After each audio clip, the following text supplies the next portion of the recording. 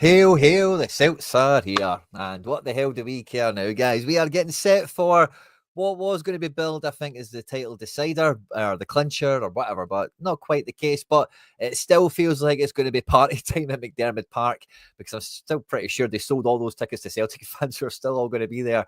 So it should be a really exciting one this Sunday. Live on the channel today, we're going to preview the match. We're going to go through the projected 11, as well as how St Johnstone are probably going to line up and what to expect from them for the most part. At any point in the video, if you're watching this after we've been live, if you do laugh, you learn, you like something or whatever, please do like and subscribe to the channel for more content like this. And thanks, by the way, for all the amazing messages and comments that have been coming in on the channel for the transfer scouting series that we've been running. We've got 3 episodes into that. It seems to be an absolute smash hit. You guys seem to all love it. The comment section on this channel is always fire anyway. Some of the hot takes, some of the projections and predictions you guys make as well, absolutely on fire, as well as some stuff that's just downright comedic. So love to see it, guys. Keep it going. And if you're watching this after we've been live, by all means, this is where your receipts get left on the internet. Drop down below what you think the score prediction is going to be for the match. Who is going to be, we say man of the match here, but like what we mean by that is like, who's writing the headlines, not necessarily like who scores the most goals or who wins the actual award. But, really like when we're leaving the match, it was like, oh, it was all about whoever today. So leave that stuff in the comment section. It's always great to see. Always great to catch. And for everyone that's joining us live, let it be known. Drop your fist bumps on arrival. Hit the like button, of course, to support the channel. We have recently broke through 11,000 subscribers. And our next target, guys, like any other good old Celtic channel would have, is 18,888. And we cannot get there without your support, guys. So if you do enjoy the content here, hit the like button. Just helps the channel grow. And if you haven't done so already, please do subscribe. It's absolutely free. It doesn't cost you a nickel, a dime, or anything at all. And it goes a long way to helping the channel grow so that more Jungle Gyms can find the channel, appear in the live chat and the comment section and get stuck into the party.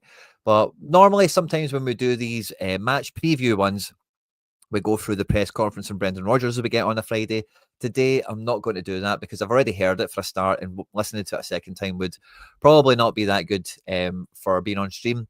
And again, guys, honestly, all of you are of a similar mind. You probably watched the press conference as well. It was just another one of those ones of, what do you think, Brendan? What do you think? What about this, Brendan? What do you think about that, Brendan?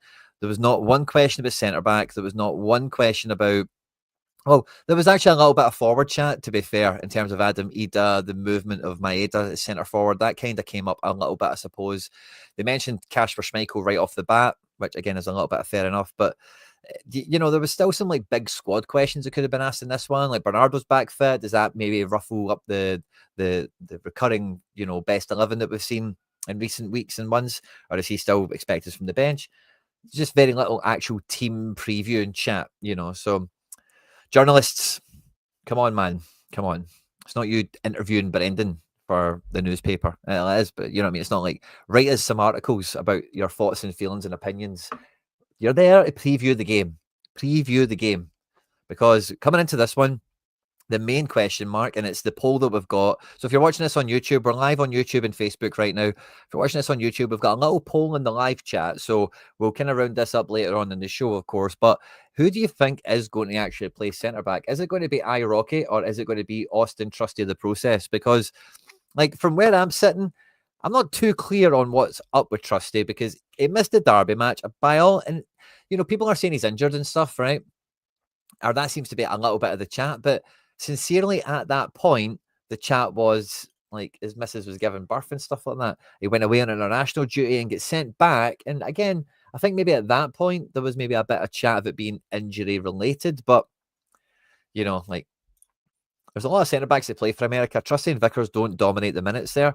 I think Trusty, just the way I read it, certainly in between the lines of the reports, nothing more than that. But he kind of shows up there. He says to Mopo, Mauricio Pochettino, Mopo as I call him, how many minutes am I likely to get? He's probably said next to none, big man, the way it's looking right now. And he's went, well, I've got a Wayne. Going to let me get back to the house and have the international breaks with the family. And he's probably went, aye, no bother, big man. See you next time. And then we have Nawrocki playing the last match. Now, until these 2 matches, where he put in a pretty solid performance in the derby, of course. And he did none too bad in the match against Hearts as well. Don't get me wrong. But it's like, Celtic fans overall have done a bit of a U-turn, and everyone's like, "Oh no, Rocky's going to get a run of games. Rocky deserves a run of games. All sorts of this stuff is coming out, and maybe he does. I'm not saying he doesn't necessarily. But I think like what we've seen from Rodgers already in terms of especially how the dynamic ran this season with Trusty and Scales, if Trusty's fit, and I was at the Hearts game, he was running about just like everyone else. You know, he would you cry it? Yeah, he was running about just like everyone else. He was on the bench. He could have been subbed on, really. He looked as if he was in fighting shape, as it were. He didn't. And then for this game, you would, I don't know, I would expect him to come straight back in. Part of me thinks a little bit of this is, number one, either shop window effort where you're giving the big man some highlights to go into the summer with to try and get a move. Fair enough.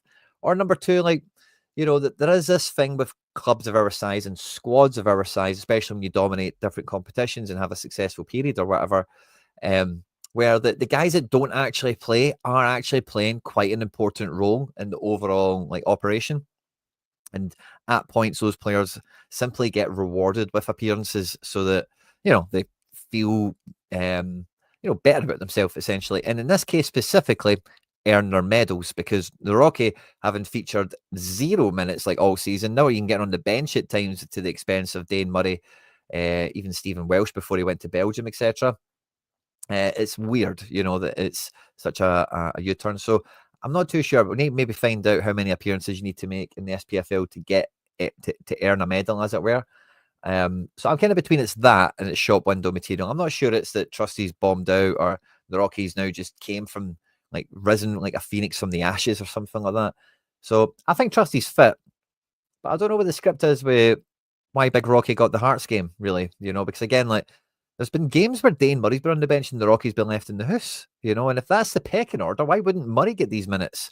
Now, the Rocky has like a good range of passing, I would say, from what we've seen of him on arrival at Celtic. It's maybe not been fully on display, I guess, to its full, like what we seen and kind of imagined he could later offer on his first couple of games when he did really arrive. And he had the ground running. Like, he was a good centre back when he first came in. I don't think he was that terrible. It was just more that the whole situation was a car crash. And yeah, he's not that quick. He is like, yeah, he does have limitations. It's just, it is what it is. So I think this is the biggest question mark in the team. If you're in the live chat, make sure to vote in the live chat itself. Drop your fist bumps on arrival. Hit the like button if you haven't done so already. We'll begin to talk about the rest of the team in a little second. But I do think that is the number one question mark coming into this match against St Johnstone, who are in a bit of transition themselves. Like, you know, like the league is one, like we all know that, right? But and it is against a team that really, like, on paper, if you look at standings in the table and all the rest of it, you could, like, for lack of a better expression, gift an appearance to somebody like Nawrocki in this sense. So yeah, thoughts and feelings on that. Perspectives are interesting. Vote in the poll, of course, as well. And yeah, I guess just while you are kind of catching up with me on that one, we got a bit of a fright today. If you're a fantasy football player, certainly when you see Kasper Schmeichel in training, like, wow, number one, that's great, he's back, and number two, shit, what's going to happen this weekend with goalkeeper? Like, you know, what is actually happening here? He had his gloves on, and Rodgers said in the press conference, "Oh yeah, he can still play with his feet." And fair enough, but that's what it was pictured as. And Rodgers does a good act of pretending he's not on social media, you know. So you can't necessarily say I maybe knew what picture get used, because he does a good act of pretending he doesn't see what's on social media. As much as we know he's a big subscriber here on Celtic here, he's a huge fan of the channel, of course. But it was the first question he got asked in the press conference, and that clip got on at Sky Sports News itself anyway, that Sinisalo is 99% on to play this one. It's a bit too soon yet for Kasper. He can do some stuff, but he's not quite all the way back yet. Might be something we have to worry about in the fantasy football sense, at least anyway, for next weekend. But and there's a little bit of a question on Taylor and Schlupp. Like, Taylor is going to get a swan song. Taylor is going to get a victory lap where, you know, like, he's a highly decorated player, goes with the blessing of every Celtic fan, I dare say, if I can speak for for a moment. And, you know, I think we all wish him the best in his career. He's had a great time. He's been a fantastic player to watch and to have. He's made us a very unique team at times. He's had his limitations. No one is getting away from that. But a player I've loved following. I think he's been great. A cult hero. And, yeah, like, Schlupp hasn't, for me, Schlupp's not been covering himself in glory, especially in the Hearts game or even in the Derby match. I don't think he was up to really what I thought expectations were after the Bayern game and how he kind of arrived. And yeah, we knew he was going to be maybe be a bit, pardon the expression, because I know there was a lot of banter that come off the back of it, but ring rusty. Yeah, so I dare take that one into my own hands again. So I think there's maybe something here. Maybe if Taylor gets the last little furlong of the season here, maybe even after the split, maybe Schlupp still plays this one. I don't know. But I do think Schlupp, like, if he got displaced, it would be a big surprise to me.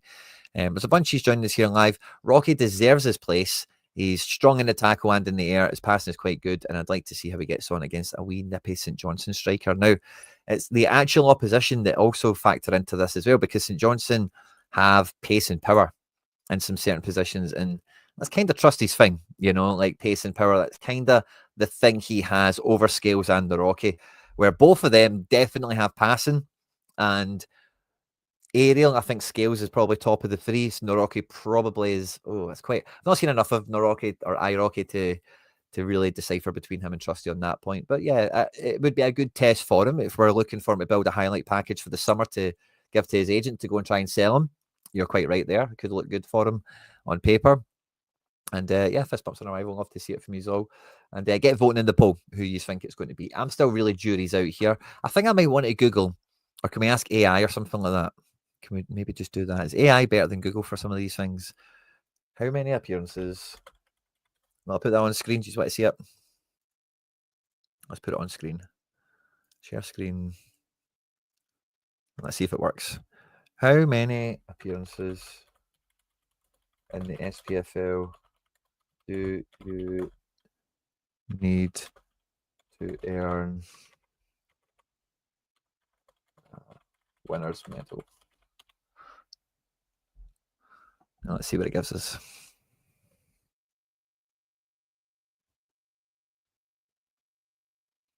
25% of matches, a minimum of 10 games, 9.5 rounded up to 10 participated in. Typically means appearing in the match either as a starter or a sub, though the exact interpretation can depend on the rules. The league provides a set number of medals, usually 25 for players and staff, but only those meeting the 25 threshold are eligible unless the club purchases additional medals. So yeah, maybe that's not an important thing. Just thought I would look at it because it was something I thought. So maybe it's just a wee bit of medal learning potentially, but maybe not. Maybe that was just some stupid thing I thought of. So yeah, don't know what I think of that. I'm going to go on a limb and say it's Trusty that does come into this one. I think we would expect to see Schlupp as well, probably still in this case. But I think the back four outside of that really does just fall into place. AJ clearly top right back, CHCV ever present on his side of the pitch as well. And, again, I think there's going to be so many Celtic fans at this stadium. It's going to be a lot of expectation on us repeating the same kind of result we had earlier this season, where lots of goals, clean sheet was had as well. Sinisalo is going to want to keep that for himself. And I think Trusty, with the pace and power we're going to see from St Johnstone when we lay out their team on the page as well, I think it just is the pairing with him and Carter Vickers at the moment. It's just the way to go. Midfield, on the other hand, is another question. Now, McGregor came off in the Hearts game after 60-odd minutes, and that felt more symbolic to me than anything else. And I think it was symbolic, number one, of the manager signalling to us as fans, I hear you, I feel you, I see what you're talking about. But number one, watch what happens when McGregor comes out of the team. And number two, we do need to use the squad better at times to freshen things up if and when appropriate. And I thought Bernardo did okay when he came back on. I think it's, with his comments last week, he was asked, do you expect to start this weekend? Because he was the player interview last week before the game. This week it was Jota. He did hesitate.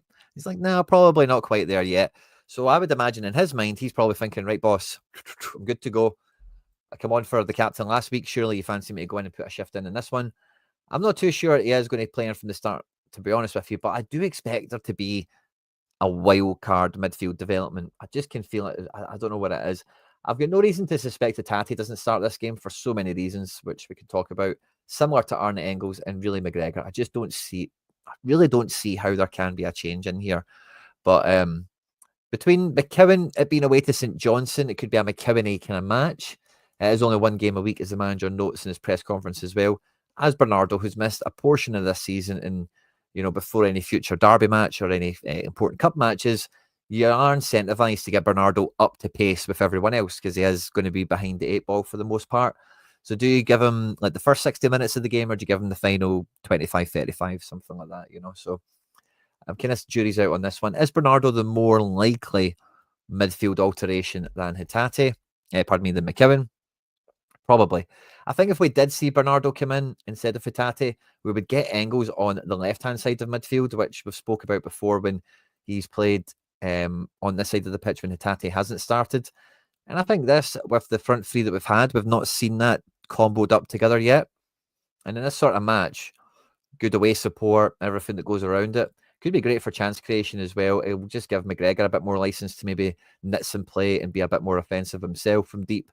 And I could see that happening. I wouldn't rule it out entirely, especially as I kind of lay it out here. But it's hard to imagine Hatate not starting, to be quite honest with you. There's no reason not to. He's had the full week off. He's in good enough shape for the most part. And if I don't know if you want to say, the underlying zeitgeist among Celtic fans at the moment is Hatate is the next one that's ripe for the transfer market this summer. I don't really think anyone is ripe for the transfer market this summer, except for maybe Daizen or Alistair Johnson, but that's a conversation for another day, and we don't want to say that too loudly, of course. We try and keep that secret to ourselves, so we keep them for next year. But I don't think McKeown's going to get this game, although it wouldn't surprise me if he did, obviously, but I don't see it. I think it's more likely if someone was going to come in, it would be Paulo Bernardo, but ultimately I just cannot imagine any of those three guys not starting this one, which then brings us to up front. Now, it is kind of painting by numbers, the front three, that, again, similar to what I said with McKeown, and maybe to a lesser extent, Bernardo. Would you be surprised if Adam Maeda started this game away to St Johnstone? I don't think I would be, by the way, because, again, like, if you're pitching Ida on not throwing the toys out the pram for being, like, usurped by Daizen after Kyogo leaving, the amount of starts he's actually had this season is probably below a lot of Celtic fans' expectations. You would probably have matches laid out where it's like, these are the expectations that, as long as you're pulling your weight in training and doing everything we expect you to do, these are the matches where we expect you to be a key contributor. And one of them would surely be St Johnstone away. So I'm not too sure. That doesn't mean Daizen drops out. In fact, that could mean Kuhn drops out. Jota we've seen since the return of Jota, before Daizen really took that job off of Ida, when Ida was playing like Aston Villa and these types of things. Jota could go on the right, Daizen could go on the left, and we could work out like this. And again, does that maybe lend itself to a different type of midfield where you've got Engels peeling in with Bernardo in there next to McGregor, perhaps? Maybe. Because Engels likes to play those kind of balls in. And maybe if they're coming in from this zone, it's a little bit, I don't know. Hard to work out. So you kind of need to know the manager and the coaching staff's like mindset on chance creation and really squad management, is this kind of thing where we're talking about with Ida and laterally Nawrocki or Irocky. Something that is to be honoured or is expected of the squad management at this stage of the season, Was in to see the Minecraft movie today with my daughter. Love to hear that, mate. I'm going on Sunday for my son's birthday, so wish me luck with that one. Same mid and front three until it's mathematically impossible, I think. Yeah, it is kind of hard to get away from that, but just when you think the team is really like, you can predict it, he does mix it up a bit, and I'm always mindful of that potential. And we do have versatility now. We actually do have a lot of options where these things are possible. If you're going back like 4 months before January and look at these kind of preview videos, the front three was very rigid. There was like no chance for like players to play on different sides or different, maybe it was just Ida and Kyogo, that was it. But beyond that, like, there was nothing else going on. Whereas now, like, Daizen could play in 2 positions, Jota could play in 2 positions. You've got 2 options up front, and yeah, between Kuhn and Jota, you've got 2 options at right wing. So there is actually like a couple of combos that I wouldn't be surprised if they materialised. But you're probably right. With Daizen being player of the month, being through the middle, and Brendan was very lavish, let's say, with his description of Daizen as his ideal centre forward and his movement and his goals and everything he does. So yeah, it's hard to see beyond that, really, isn't it? Forrest came off the bench to return from injury and played on the left, if memory serves me right. So maybe we see a wee bit of that in this game as well. Wouldn't be surprised if, because again, we're waiting for Forrest to get his goal for this season, so he's scored in like 1,000 seasons in a row or something like that. Yang hasn't started, isn't likely to as well. And some people thought after the international break that there was the potential for Yang to take minutes off of Kuhn, which is just madness, but That hasn't happened. That's not going to happen in this game either. And although Kuhn might be off peak compared to expectations and actual performances we've seen earlier in this year, he still has the ability to do what he has. And as long as he's not injured, and now that the fixture list is like eased up, you're always going to give a player like this the opportunity to go and win a game like this in the first half. And if they don't, having those options on the bench is the game. You know, that is the job of the manager. Good to see you all. Of course, fist bumps to you all. Love to see it, guys. And yeah, we're all going to the cinema to see stuff with the kids. It feels like the kids finish school early where I am, so I think we're all in that season where, and I'm at that age now where I'm becoming that cliche of the kids are always bloody off school, you know. That's what I am in life right now. Is just really getting to that point of, what do you mean they're off again? Yeah, so I hit the like button if you can feel me on that one. But yeah, this is the projected Celtic team for me. Maybe the most contentious one of that is Trusty and Nawrocki. We've got a live poll in the YouTube live chat. So there's a bunch of you joining in now that weren't here earlier. So I'll leave it open for another couple of minutes. But vote in the poll. Who do you think is going to play centre back? Is it going to be Trusty coming back in from the cold? Or is Nawrocki going to continue to build his highlight package or earn his medal or whatever headcanon we're using on this one for the time being? He's the new top of the food chain centre back, perhaps. Is maybe what your thoughts and feelings are on it. Let it be known in the live chat, comment section after we've been live, whatever it might be. And then if we have a look at St Johnstone, and I'll just lay out their expected team on top of this one here. They've actually played like a weird amount of goalkeepers this season, St Johnstone. Without checking, I might say they've had like 4 goalkeepers this year, maybe make 3 appearances or more at the very least. And it looks like, I forgot their manager's name, but and I was looking into him about a week or two ago when I seen this game was coming up and all this stuff around this stuff, but around the tickets and whatever. But he's a guy from the continent. I think he's been quite frustrated when I've seen an interview of him post match with some other team. Just about, I can't remember what it was he was moaning about. Was it fixtures or just the squad being thin or injury stricken, perhaps? I forget. Barry Douglas is back in the SPFL in case you missed that. So that's fun to see. We've got Dre Wright expected to be in at left wing with a centre midfield that, it's not going to be like, oh, better watch out for them. I think Hearts' centre midfield is way more dangerous, but Sven Sprangler and former one of them, Jason Holt, in midfield is pretty good as far as SPFL standards goes for the most part. With our boy Sam Curtis, don't know what I said, our boy there, just comfortable thing to say for some reason, on the right wing. And then we've got a Jonathan in their team. We've got a Svedberg. So he is over on this side here. A bit of an unknown to me. With Kim Pioka in the Arrowhead forward position. He's played Celtic a few times. And it's the Kim Pioka. I don't know if I've spelled that right, so apologies, Benjamin, if you're watching. And Griffith over here. But Kim Pioka is in this Griffith. They look to be the sort of players I think you want Trusty to defend rather than... and equally, again, you'd probably prefer Schlupp defend rather than Taylor. So that's why I think Trusty's more likely to come into this one. And it looks to be like a 3-4-3. And, maybe St Johnstone stick to principles a little bit more. Maybe they similar to what Hearts have done. I think Hearts was different to what Rangers did. I know it's the same kind of shape, but for the most part, it was quite the same. But because they were already playing a diamond anyway, they were just dropping a player from midfield and defence. I think Hearts' approach was slightly different to the Rangers. And I wouldn't be surprised if St Johnstone came out with their own kind of slight variation on this type of tact. We know the fullbacks are going to end up turning this into a back 5 with a midfield kind of base 2, very reminiscent of Hearts with Beningame and Devlin last week. But with Hearts, they had Shankland in here, just being an extra midfielder and just keeping the spaces tight. Whereas with St Johnstone, it's going to be that front 3. So Svedberg and Griffith, we're probably going to see double up and cover in these areas, with Kim Pioka just playing on that, say, kind of arrowhead spot here. But there is always that room for variation, that room for initiative, I suppose, from the opposition coach, where through his analysis and maybe trying to spot some sort of weakness or some sort of point of turnover, maybe try and win the ball back in different areas or limit the chances that are made, or even get set pieces, throw-ins, free kicks or whatever up one side of the pitch and try and catch us out. I wouldn't rule it out. I don't think St Johnstone are ever a down-and-out team, despite their position and how many points they've got and whatever for the most part. I never named their goalkeeper, sorry, so I'll just do that now. It looks to be Fisher after saying how many goalkeepers they had. So yeah, I wouldn't rule something like that out. St Johnstone have got a nasty knack of breaking clean sheets for teams. You know, they always do seem to nick a goal or so, even if they don't manage to get results. So a team that does carry threat, and you know, their bench isn't like strong or whatever, but like some of their players on their bench as well are useful for them. And you know, this will be a game that if the clean sheet has got value on it for Sinisalo, for the manager, for the coaching staff, or whatever, they'll need to manage the game well throughout, because even if we do score a bunch of goals, all of these players will still be trying to, you know, get their goal bonus and try, you know, just have their moment against the big team in the league sort of thing.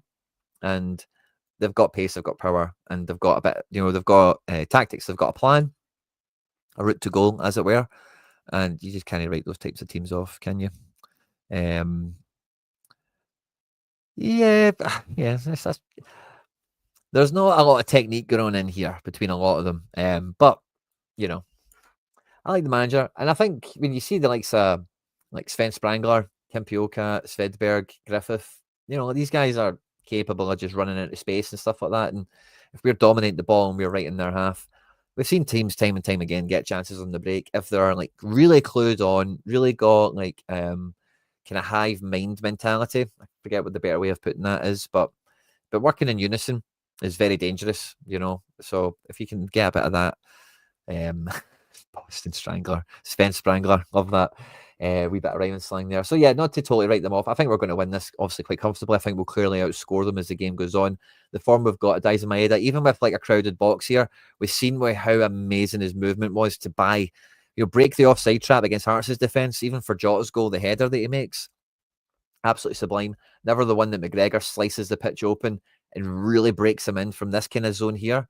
So even though they're going to try and keep it, the Hearts did have quite a high line, to be honest, right? But even when they banked on the edge of their box, Daizen was able to still peel into the space to try and get a shot on goal. And that's not necessarily something you can do to stifle Daizen, to be honest with you. Because with Kuhn, Alistair Johnson out wide, Jota on this side, with the likes of Itate, I'm sure we'll see Schlupp getting up into these zones at times as well. We are going to create chances, and Daizen is just putting everything away right now. Never mind if the wide men can get involved. Engels can take one from the edge of the box, perhaps. Itate is choking on a goal at the moment. McGregor's got great form this season for scoring, particularly away from home, particularly the first goal of the game. Quite often, if he does score as well, he does like to open the scoring. So yeah, we've got a lot of different potential routes to go ourselves in this one, and I don't think there'll be too much from St Johnstone that will really stop that. It'll be more interesting for us how we manage the game again, similar to the Hearts match, where we've seen Bernardo coming off in the 60th minute for Bernardo. We could see maybe a repeat of that. Wouldn't be a huge shock, would it? McGregor's racked up significant minutes across the season, and at this stage, like, job done. Come and have a chill out, big man. You know, could be a wee bit of that, as well as the regular substitutes that we normally see. Again, we would probably expect to see the whole front three change in this match, wouldn't we? Across the bill, because again, you're going to want Ida to try and get on the bench. Forrest, you want him to get another goal this season, and Yang is earned minutes. So it's hard to imagine we make defensive subs in this game. It's going to be the front three and then two in midfield with McKeown and Bernardo. So a nice kind of, was that 16 guys there to contribute to the match. And this could easily be a high scoring match over two halves as well, with that kind of game plan if they actually go for it, you know.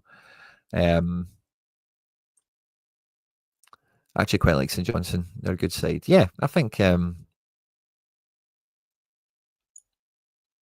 like if you kind of see what they've been up to in the last little while, they've got a bit of something about them. There's a bit of character there.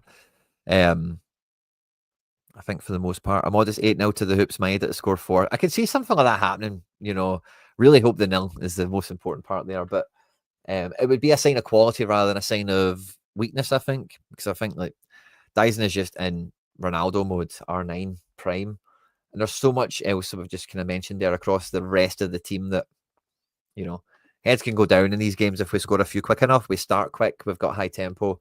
We're playing on Sunday. We've had a full week off. The guys have, and it's been sunny, you know, as well. So you can just feel that everyone is going to be like peak power. You know, it's just the way it's feeling like for me personally. I'm not too sure what else there would be to preview for in terms of what we've got here, in terms of how we expect the game to go, etc. Because I think out of possession and then transition for them into chances is kind of quite obvious. But even beyond that, you know, I've not really paid too much attention to Barry Douglas. He's still bombing up the line or whatever. But, you know, the likes of Wright and Curtis, do we see them really getting into the box and giving real width? I find that unlikely. I think it's more this front three and maybe a supporting midfielder if there's space for them to run into. And Jason Holt's not going to cover mad ground, I don't think. But it's kind of it. There's not really too much. There's not many dimensions to them, as it were. But it's like I say, the main threat with these teams is them working in unison, really having a good hive mind, working as a collective. There's a good way of putting that I just cannot remember, but I've remembered every other bloody way of trying to say it. So it feels like, but yeah, I think that's about the size of it. Otherwise, what I tried to show you last time, just in case you're interested, because actually there's actually a lot going on right now. Because coming into this weekend, I told you when we got the Kasper Schmeichel pictures, I was at panic mode because, like, crap, who's going to be playing in goals for us?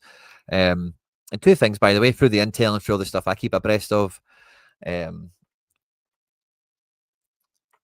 Odin Thiago Home is going to be starting at the weekend for LAFC. It'll be his first start in America. He's made 2 games off the bench, so it's maybe a wee interesting one for those of you that like to follow Celtic players, especially ones that we still actually own, and see what they're up to. But I got all my fantasy football teams in for the weekend. I ended up going with Sinisalo, and I think I've got 2 Division 1 lineups here that I'm quite excited about. Could swing up to the top. Top prize is $2,000. The podium overall is quite chunky at the best of times. Top 150 will win $20. You can receive this in whatever currency you work in, euros or pounds, or even Ethereum, dare I say it. I've got Jota in our team as well. Maybe try to limit a little bit the Celtic exposure. And that's in Division 2, so it doesn't pay quite as much. But we've got James Rodriguez and with Jota and Carter Vickers. And Wanizek, who's playing at the moment, he plays in Bundesliga 2. Which is, was featured a little bit on Wednesday. Not Wanizek, he's too old for us. He's like 31, 32, but he is a bit of a goat in that division, as well as with the teams that just play for cards, the kind of classic ones. I just went gung-ho on the Celtic stuff for the most part, trying to get other guys like Shaqiri and Luis Enrique and whatever that play for like Zenit and stuff like that and could just smash their faces off. And then this one is like, it's for money as well, but it's a smaller division.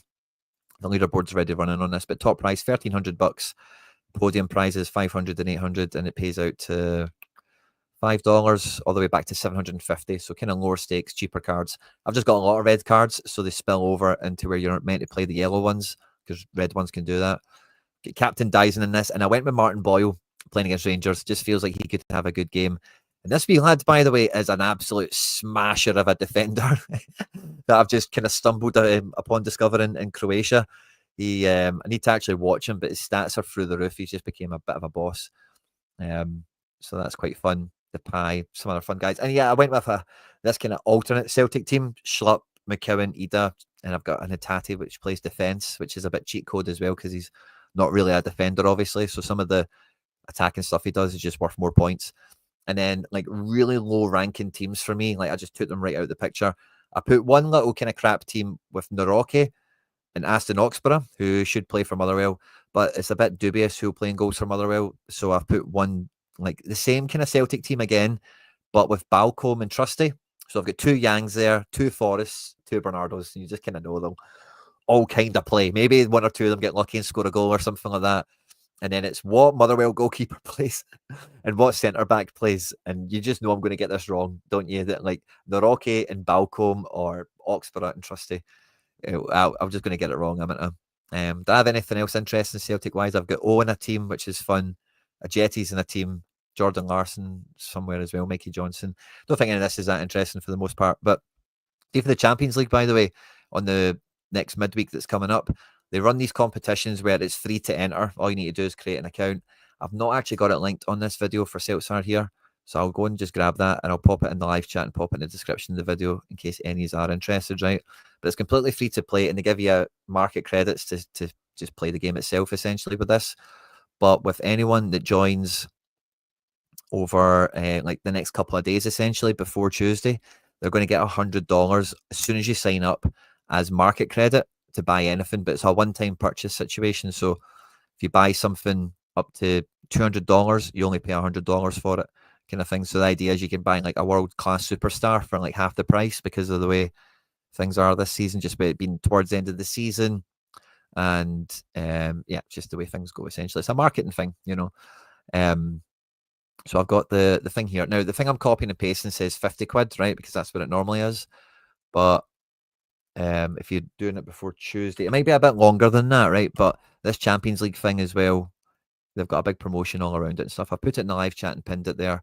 and I'll just put it in the description of the video now as well for anyone who's watching, in case you want to do that yourself. But the deadline for that is kick-off on Tuesday night for the Champions League. So if you follow me, you'll see me going live for stuff and all that anyway, in case that reminds you to set your teams. You can do it anytime over the weekend you're bored or whatever. But this weekend, it's like a 20 grand prize pot. And for everyone that can hit over 350 points, which is quite easy, to be honest with you, is going to share in 20 grand prize pot equally between them. It's going to probably end up being like a couple of quid. It's not going to be anything spectacular. Because there's not that many matches on, if like a popular pick does bite the dust, it does really clean a lot of the leaderboard out. You never know, crazier things have happened.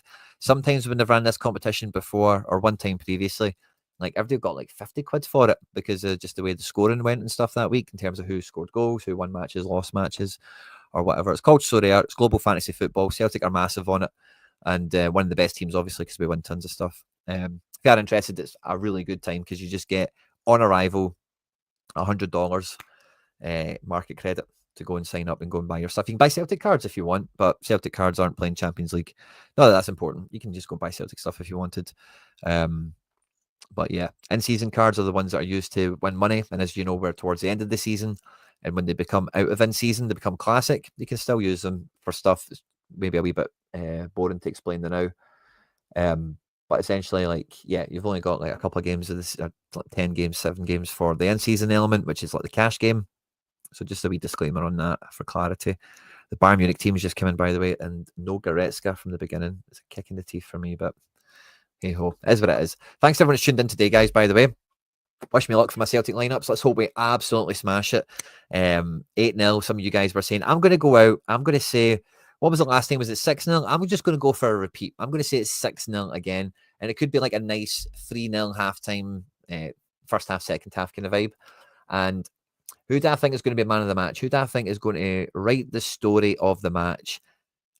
I think Daizen Maeda could come out of this, of course, being like the man of the match. Maybe gets a hat-trick or something, 4 goals, like someone mentioned in the live chat here. But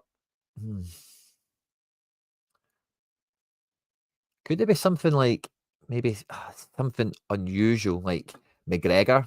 Like, could McGregor get a goal and an assist or something like that? Really, I don't know. It probably will be Daizen, isn't it? I'm just trying to find something different to not just be boring and just like play the obvious here. Nicholas Kuhn has been out of sorts, and if he did have a good game, he could maybe be a wee bit of the spoken about player afterwards. And Jota, I think Jota's got good abilities for a game like this as well to really turn it on. It probably is going to be Daizen. He's probably going to score 4 goals, isn't he? It just feels like it's going to happen. But yeah, let me know your score predictions down below. Leave your receipts on the internet ahead of the weekend before the game. If you're going to the game, travel safe. Please do have a lot of fun. If you haven't done so already, please hit the subscribe button for more content like this as well. If you're watching this after we've been live on screen, then there'll be some other stuff that we've made the YouTube thinks you might enjoy. If you haven't caught it, be sure to check out the transfer scouting videos and stay tuned for next Wednesday at 5 o'clock when the latest episode goes live. Hail, hail, and what the hoops.